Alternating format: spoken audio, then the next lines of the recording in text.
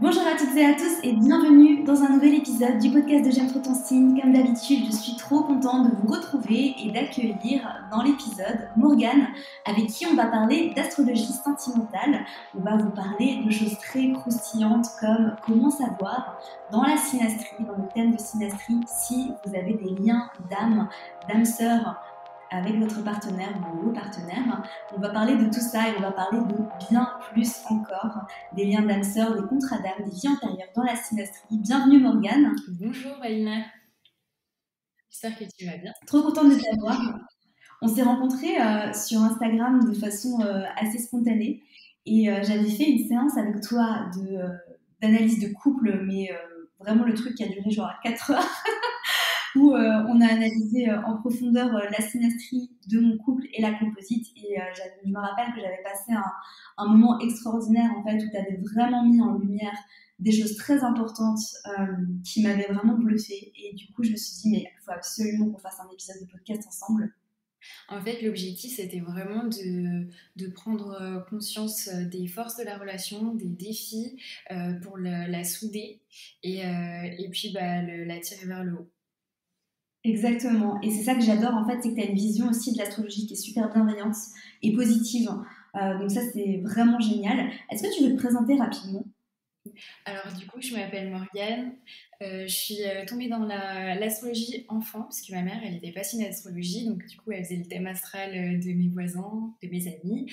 Et ensuite, après, je me suis passionnée pour l'astrologie sentimentale et j'étais tellement passionnée que j'ai appris avec une astrologue canadienne, et du coup, tout en anglais. Et puis ensuite, après, j'ai écrit ma propre méthode d'analyse. Donc, par exemple, l'analyse que je t'ai faite, elle était hyper détaillée. Vraiment, on voit les deux thèmes côte à côte. En synastrie, enfin, j'essaye d'aller le plus loin possible. En fait, la synastrie, c'est les deux thèmes des personnes qui sont superposés. Et en fait, ça permet de comprendre et de découvrir un peu les mystères du feeling que tu as entre deux personnes. Parce que le feeling entre deux personnes, il est tout à fait singulier et particulier. Enfin, en fait, dans tes relations, tu vis pas tu vis vraiment quelque chose de particulier avec quelqu'un. Et donc là, ça permet vraiment de mettre en lumière toutes les facettes, à la fois au niveau de l'attraction, des sentiments, de la communication, de la sexualité. Vraiment, on voit tout. Et ce qui est intéressant, c'est que la synastrie, on peut voir qui ressent quoi. Et puis, donc voilà, c'est vraiment cette dynamique liée à cette connexion particulière et à ce feeling. Et puis ensuite, après, je fais le composite. Et le composite, c'est un mélange des deux thèmes astro qui fait un nouveau thème et ça permet de voir sur le long terme comment la relation peut tourner au-delà Ouais. au-delà du feeling principal. Et c'est vraiment génial en fait parce que, alors vous pouvez pas, enfin, vous pouvez faire les thèmes de synastrie et de composite pas seulement avec les personnes avec qui vous êtes en couple, mais aussi on peut faire des synastries amicales, on peut faire des synastries familiales. Moi je trouve que c'est très intéressant justement de venir regarder. Alors après on ne regarde pas tout à fait les mêmes choses en synastrie amicale ou en synastrie amoureuse, mais quoi qu'il en soit, aujourd'hui on va quand même se concentrer sur les relations amoureuses, n'est-ce pas, Ouais. avec tout ça. Et ce que je vous invite à faire, c'est d'écouter ce podcast en générant vos thèmes de synastrie avec les personnes concernées. Alors, des fois, c'est intéressant aussi de regarder avec des anciens amants, hein, de regarder un petit peu s'il y avait des trucs, s'il y avait des trucs qui pouvaient bloquer. En tout cas, quoi qu'il en soit, générer les thèmes de synastrie, que ce soit sur astro.com ou sur AstroThème. Il vous suffit d'aller dans Google et de taper, on vous mettra les liens juste en dessous hein, pour générer facilement vos thèmes. Et puis voilà. Donc, on va commencer tout de suite avec les aspects d'amour. Donc, je te laisse nous parler de tout ça dans la synastrie. Alors, dans la synastrie, dans les aspects d'amour, on va regarder les conjonctions, les trigones, les sextiles et les oppositions à Soleil-Vénus. On va faire la même chose pour Lune-Vénus et Vénus-Jupiter. Donc la différence entre les trois, c'est que Soleil et Vénus, c'est un aspect pur d'amour. Souvent, c'est Vénus qui aime le plus le Soleil entre les deux personnes.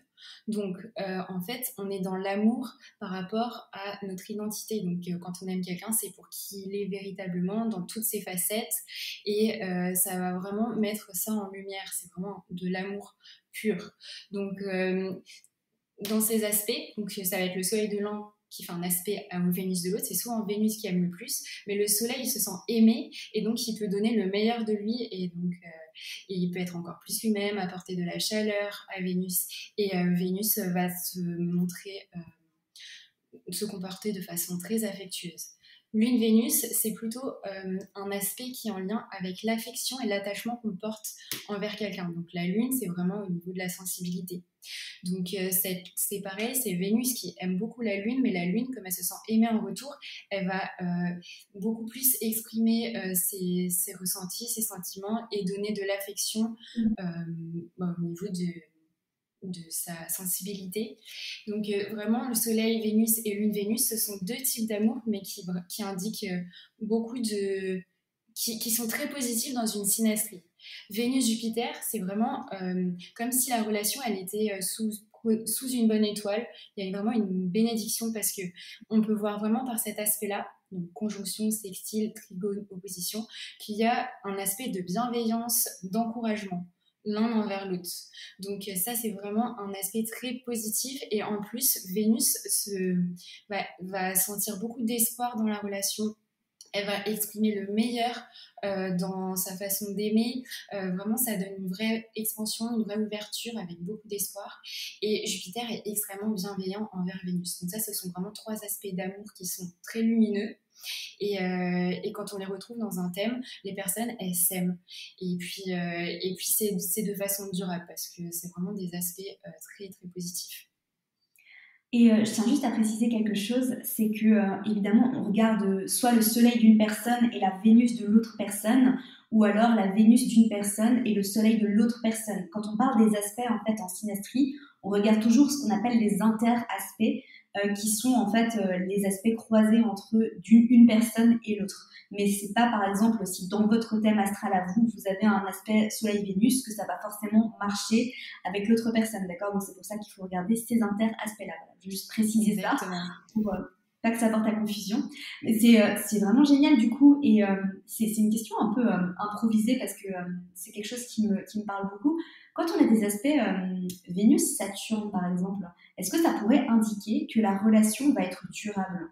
Oui, alors en synastrie, donc déjà Saturne va rester assez longtemps dans un signe, donc ça veut dire que si la Vénus de l'un fait un aspect positif au Saturne de l'autre, si c'est la personne elle est née la même année, ça va faire ça avec toutes les personnes qui sont nées la même année. Mais ça tend à une relation d'engagement, une relation plutôt sérieuse où on a envie de construire quelque chose avec la personne et du coup on sent que la relation va être importante. Bien sûr, ça va mesurer en fonction des dates de naissance. Si on est né la même année que l'autre personne, on aura forcément Vénus qui est bien aspectée avec cette planète. Mais c'est pour ça que c'est important, si on a un mauvais aspect au natal, si on se met avec quelqu'un qui est né une autre année, ça peut rééquilibrer. Ok, c'est super intéressant. J'adore. Et du coup, est-ce que tu peux nous parler un petit peu des âmes sœurs? Comment on sait qu'on est âme sœur avec quelqu'un dans la synastrie? Alors en fait, les âmes sœurs, c'est plutôt en composite. D'accord. Dans le thème composite, on voit vraiment le lien de la relation, le lien d'âme en fait. Et en fait, les âmes sœurs, ce seraient des âmes qu'on retrouve de vie en vie parce que le lien d'amour entre ces deux âmes est tellement fort et tellement chargé positivement d'amour. Donc vraiment, ce sont des âmes qui sont là pour s'entraider dans la vie. C'est pas forcément durable, ça peut être une rencontre d'une personne qui va nous aider pendant un temps donné, par exemple un collègue, on peut avoir un collègue âme sœur et après changer de travail, mais ça va vraiment être une personne qui va nous aider. Donc les âmes sœurs, on le voit en thème composite avec un aspect du soleil conjonction de Vénus. Donc après il faut regarder l'aspect que fait la conjonction. Par exemple, si Soleil et Vénus en conjonction fait un bel aspect avec Saturne, la relation va être plutôt durable. Si la conjonction Soleil-Vénus fait un carré à Uranus, c'est plutôt une rencontre avec une âme sœur, mais temporaire. Et on retrouve vraiment dans tous les domaines. On peut avoir nos parents qui sont des âmes sœurs, nos amis qui sont des âmes sœurs, notre conjoint qui est une âme sœur. On n'est pas obligé d'être en couple avec une âme sœur. On peut être en couple, ça dépend ce qu'on a envie de travailler, parce qu'on travaille tellement en amour sur nous-mêmes qu'on peut être soit en couple avec une âme sœur, soit être en couple avec quelqu'un avec qui il y a autre chose à travailler. C'est super intéressant et le contre-coup de tout ça, c'est parce que du coup, on voit les relations potentiellement un peu toxiques dans la composite. Oui. Alors, Alors, tout ce qui est toxique, ça va être, par exemple, un Mars qui va faire un carré à Pluton ou un Mars qui va faire un carré à Saturne parce qu'on est dans une forme d'agressivité. Ça peut être soit verbal ou soit dans le comportement. Après, il y a aussi une toxicité émotionnelle. Donc, si on a une conjonction Lune-Pluton, ça peut être une relation où, par exemple, l'un ou l'autre est toxique au niveau émotionnel par son comportement, par sa façon de réagir ou par sa tendance à dominer l'autre de façon plus ou moins subtile. Donc, les relations toxiques, ça va être, on peut le voir soit avec Lune Pluton, soit avec Mars qui fait des mauvais aspects avec Pluton ou Neptune ou Saturne. Et ça peut être aussi Mercure, parce qu'en fait, s'il y a des non-dits, des mensonges, on peut le voir aussi. Donc, ces relations toxiques, on peut le voir soit au niveau émotionnel, soit au niveau du comportement agressif, ou soit par la communication. C'est super intéressant. J'adore tout ce que tu peux voir en fait autant dans la synastrie que dans le thème composite.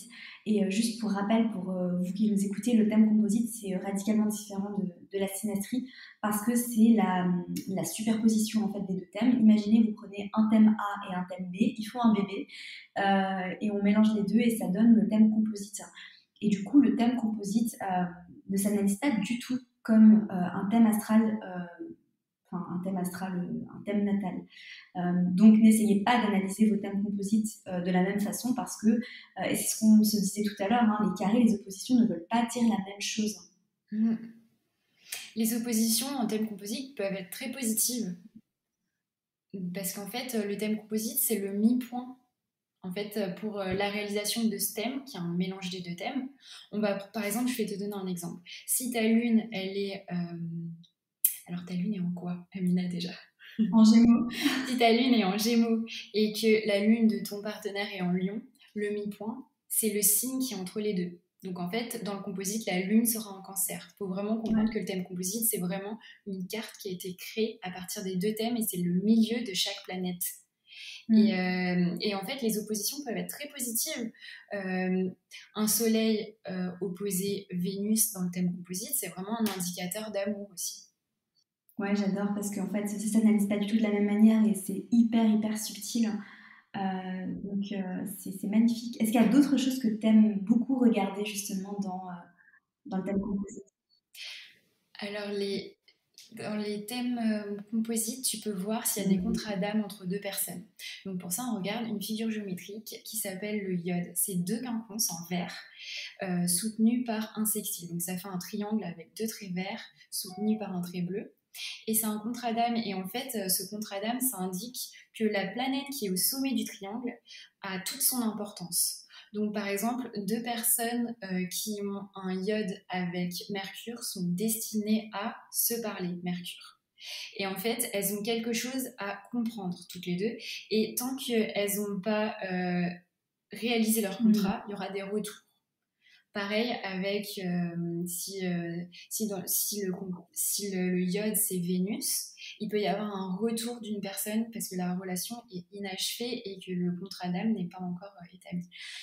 Très intéressant, un iode avec Jupiter, c'est une relation destinée à évoluer ensemble au niveau spirituel. Donc, peu importe en fait la finalité, c'est vraiment un passage, c'est un contrat entre deux âmes et tant que c'est pas réalisé, il y a un retour. Il peut y avoir une période de séparation, une période de retour si les deux âmes elles ont évolué de leur côté par exemple. C'est super intéressant.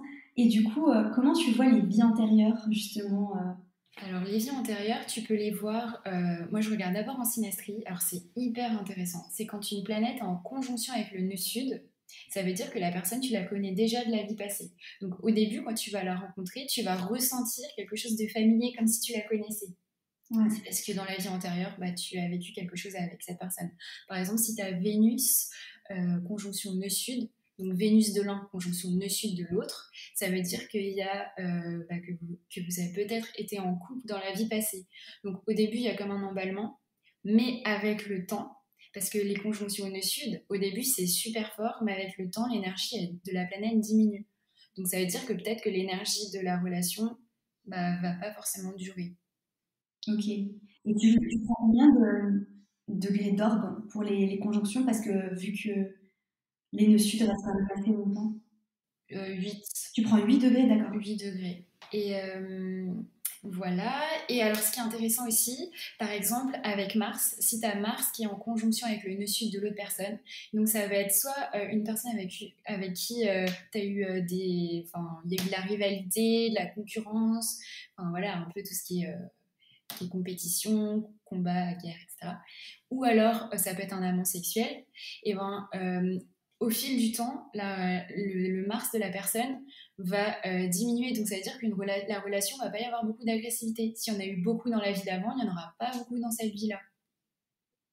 Parce que vraiment, le nœud sud, il diminue au fil du temps l'énergie de la planète. C'est super intéressant. Et du coup, pour les conjonctions au nœud nord, est-ce que Alors, les conjonctions au nœud nord, alors moi, je fonctionne avec la méthode de l'astrologie védique. Et en fait, donc, le nœud nord, c'est la direction où ton âme souhaite aller pour évoluer. Quand tu vas rencontrer quelqu'un, par exemple, qui a son soleil sur ton nœud nord, cette personne va t'inspirer. Parce qu'en fait, elle va avoir des caractéristiques qui vont t'inspirer pour ta propre évolution. Sauf que le nœud nord, il augmente l'énergie de la planète qui touche, mais un peu dans tous les sens, puisque c'est vraiment le nœud nord, c'est un chemin d'inconnu. Quand il touche la planète, il va augmenter l'énergie un peu dans tous les sens. Donc ça veut dire que la planète, la planète va être admirée, mais la planète a son énergie qui est augmentée. Donc par exemple, Vénus nœud nord, Vénus va adorer le nœud nord et le nœud nord va être admirer Vénus. Mais Vénus, selon ses aspects au natal, peut faire plus ou moins n'importe quoi. Par exemple, si Vénus a un carré à Neptune au natal, elle peut être infidèle en conjonction nœud nord-Vénus. Et c'est comme ça que ça fonctionne en astrologie védique et qu'on le retrouve en astrologie sentimentale. J'adore, tu sais, parce que il y a pas mal de choses que tu avais soulignées quand tu m'avais fait la séance de lecture. C'est que d'une part, en fait, dans ma relation de couple, j'ai mon nœud sud sur le chiron de mon copain. Et lui, il a son nœud sud sur mon chiron. Donc c'était super intéressant. Et en fait, d'emblée, quand j'avais vu ça, la première fois, parce que honnêtement, quand j'analyse les thèmes de, par exemple, mon propre thème astral ou le thème de ma révolution solaire, voilà, j'ai toujours tendance à paniquer quand je vois certaines choses. Et toi, tu m'avais vraiment dit qu'en fait, on était vraiment là pour s'aider mutuellement à guérir de nos blessures. Et je trouvais ça beau. C'est hyper beau. Quand tu as Chiron sur le nœud sud, c'est hyper beau parce qu'il y a vraiment une guérison qui se fait. C'est trop beau. Et en fait, il y avait autre chose qui était très intéressant. C'est qu'en fait, on a les mêmes aspects du natal au natal. Dans le sens où moi, par exemple, on a pas mal d'aspects en commun. Moi, j'ai des aspects Vénus-Mercure. Lui, il a des aspects Vénus-Mercure. Et c'est ce qui fait qu'en fait, même si on est très, très différents, il y a on a beaucoup de points communs et on a des valeurs communes. Parce que justement, lui, il a des aspects Vénus-Saturne. Moi, j'ai un aspect Vénus-Saturne, etc. Même si c'est dans des signes opposés. Par exemple, moi j'ai un trigone Vénus-Pluton et lui il a un sextile Vénus-Pluton. Du coup, tu vois, en fait, je trouve ça beau parce que tu avais vraiment souligné le fait que on a des aspects comme ça qui sont similaires et qui nous portent en fait vraiment dans la même direction. En fait, vous comprenez puisque vous fonctionnez de la même façon. C'est ça. C'est ça, mais c'était vraiment super intéressant et du coup, je vous invite vraiment à réserver une séance avec Morgane parce que alors déjà ça dure hyper longtemps parce qu'il y a tout qui est super détaillé et je me rappelle, tu m'avais même envoyé la liste de tous les aspects détaillés parce que voilà, tu avais vraiment fait une analyse hyper en profondeur. Je pense qu'on avait passé plus de 2 heures ensemble sur Zoom pour détailler tout ça et c'était vraiment fascinant. Est-ce que tu veux nous parler un petit peu de tes différentes offres, de ce que tu proposes? Alors, pour les célibataires, déjà, je fais des petits PDF personnalisés. En fait, ça s'appelle un thème boussole pour les réorienter par rapport à leur vie amoureuse. Donc, on va avoir leur partenaire idéal, on va avoir leurs aspirations amoureuses, on va avoir leur période de rencontre favorable, voir où est-ce que c'est. Donc, ça, c'est pour les célibataires. J'ai aussi une offre pour mettre du sens sur une relation. Donc là, c'est une analyse rapide. Mais par exemple, par rapport à un ex, si on veut tourner la page et on reste bloqué par rapport à certaines choses, si la relation était intense, s'il y a une attraction avec une personne, on ne sait pas. C'est vraiment un petit PDF d'analyse pour mettre du sens sur quelque chose, soit sur un ex ou soit sur une attirance qu'on ne comprend pas. Ensuite, je fais pour les couples 2 offres. Je fais une offre avec l'analyse complète, mais vraiment très très complète comme je t'ai fait. Donc analyse des 2 thèmes côte à côte, synastrie hyper détaillée, composite. Donc ça prend assez longtemps. Vraiment, je vois tout.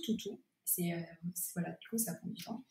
Et je propose sinon une autre offre, c'est un PDF pour les couples qui s'appelle Romance et sexualité.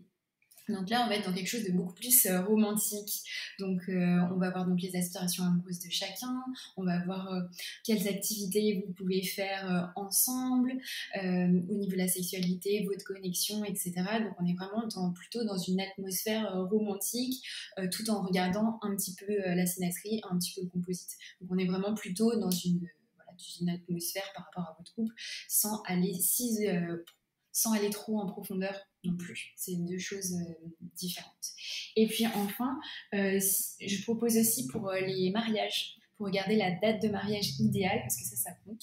Donc on propose 3 dates de mariage, je fais la petite analyse. Et pour la lune de miel, parce qu'en fait, par rapport, pareil, 3 endroits, et quelle ambiance il y a en fonction des endroits pour votre lune de miel. Et pour finir, si on veut faire un bilan au niveau amoureux, par rapport à nos ex, donc là en fait c'est vraiment analyse de 3 ex pour voir si on a évolué, si on attire le même type de relation. Voilà, c'est juste pour faire un petit bilan. C'est super intéressant et je vous invite vraiment à réserver une séance avec Morgane si vous avez envie d'en savoir plus, parce que voilà, moi je l'ai dit, c'était incroyable. Et d'ailleurs, j'ai fait réécouter à mon copain la séance. Bon, il n'a pas fini parce qu'évidemment ça dure 3 heures et qu'il n'est pas autant passionné d'astrologie que moi. Mais franchement, ça nous a vraiment aidé à nous rapprocher et à mieux nous comprendre. Donc, merci en tout cas pour tout ça. Ouais, merci à toi. Et merci pour ton intervention dans cet épisode de podcast. Je te remercie aussi. N'hésitez pas à aller suivre Morgane sur Instagram. Je vous mettrai le lien de son compte juste en dessous. Foncez la suivre. Et pour réserver avec toi, ça se passe par DM directement sur ton site. Oui. Ok, bah voilà, écrivez-lui un message si vous avez des questions, si ça a titillé votre curiosité. Tout ça, n'hésitez pas à lui écrire aussi. Tu es assez disponible, j'imagine, pour répondre à quelques questions croustillantes. Ouais, en plus c'est ma passion, alors. C'est génial. Bah, en tout cas, merci à toi d'être venu dans le podcast pour nous parler de tout ça. C'était vraiment un plaisir. Et puis, on se retrouve mercredi prochain pour un nouvel épisode. Prenez soin de vous et à très très vite.